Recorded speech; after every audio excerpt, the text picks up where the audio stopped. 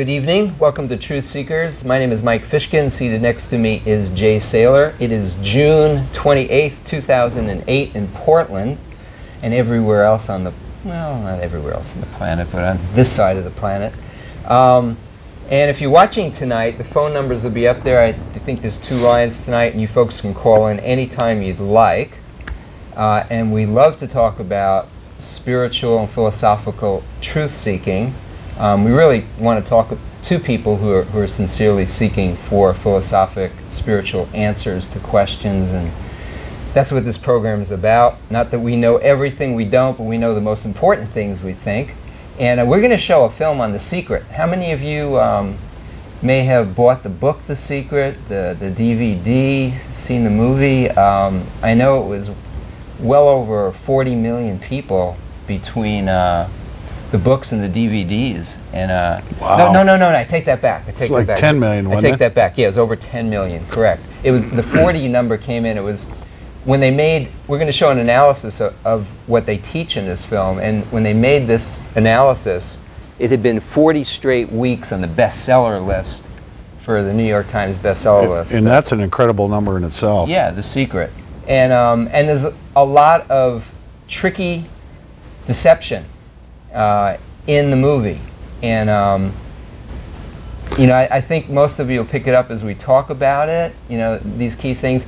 Unless you think you're God, if you are convinced that you are God, then this movie is going to be right up your alley, because it's based on the law of attraction, which says that whatever you think, negative or positive, you're going to bring to you.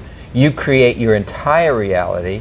So no matter what you want to be, it's kind of like, how many of you watch American Idol? You know, you get some of those people auditioning and they think they're great singers. Well, all of them could win multi-million-dollar recording contracts according to the law of attraction if they just think about it and believe it and work at it, and they'll all get them, you know, get those contracts. And I don't think that's the truth. So we've got a 5.5-minute clip. Before we get into it, though, Oprah Winfrey is heavily promoting this film. She's at the beginning of it. We might see a little bit of her on it a little bit later. I've seen her on Larry King promoting the movie. Even he was into it and saying, well, we've got to do this again, talk about the law of attraction.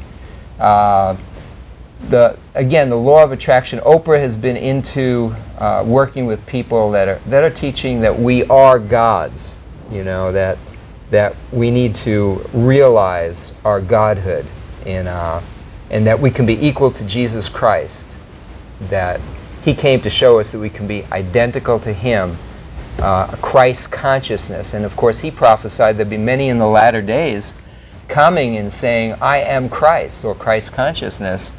And it's hitting us from all directions. But before we mention some of those directions again, let's show some of this film. It's got clips of The Secret and clips from Dave Hunt and Tom McMahon's analysis of this film, and they do a great job, and they're with the Berean Call. So gentlemen, let's run that first 5.5-minute section of film, and we'll see you guys in about 5.5 minutes.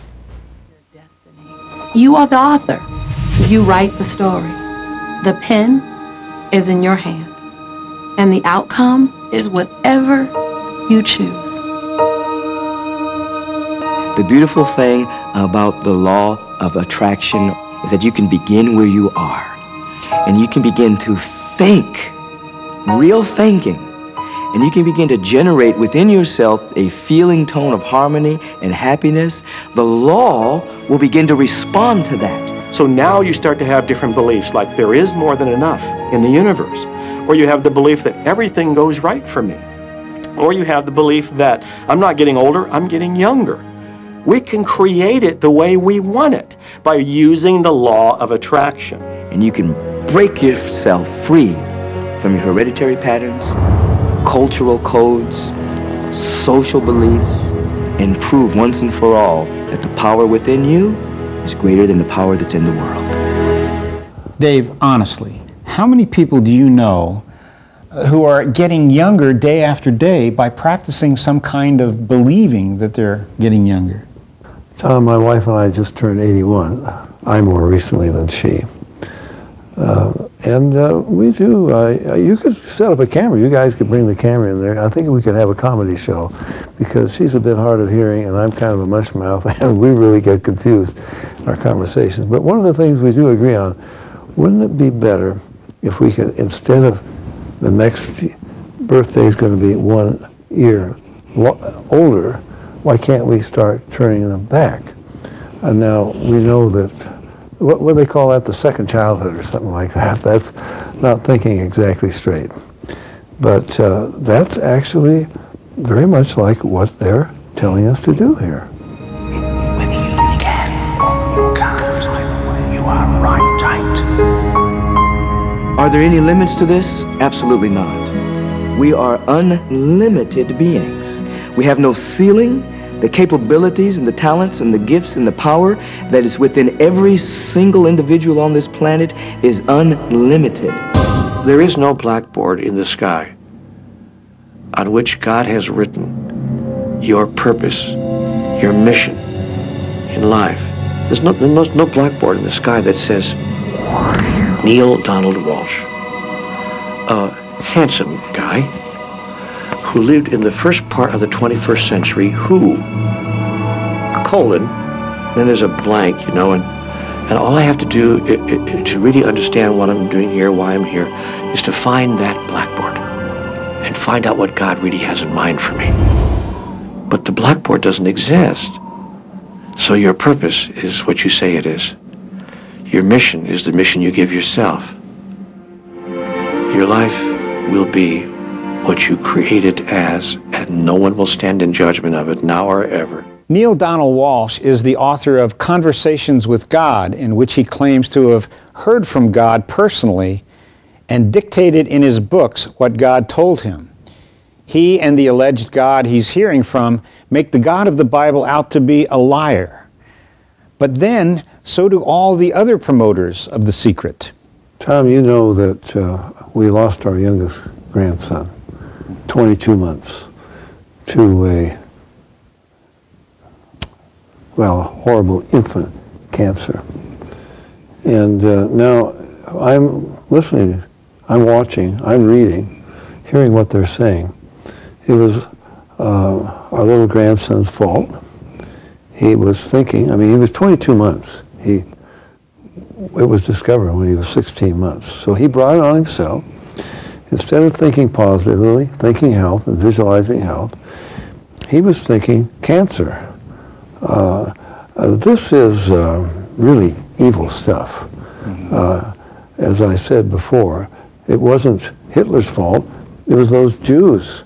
They got themselves burned up in the ovens because they were thinking negative thoughts. These people, these men and women that we hear from in The Secret, they are so into themselves, so into getting power for themselves, so into getting money for themselves. Oh yeah, so they can give some of it away. They can't even think straight about what is happening in this world. We've got a horrible world with wars and suicide bombers and people being drowned in tsunamis and dying in earthquakes. Oh, but it's all in the mind. They have just visualized this, or somehow they brought it upon themselves. I think this is really evil to make statements like this. But people will overlook that because they want to get what The Secret is offering them. It took a lot of years for me to get this, because I grew up very much with this idea that, you know, there was something I was supposed to do, and if I wasn't doing it, I was like, God wouldn't be happy with me, you know? When I really got that my primary aim was to feel and experience joy, then I began to do only those things which brought me joy. We have a saying, you know, if it ain't fun, don't do it, you know? Joy, love, freedom, happiness, laughter. That's what it is.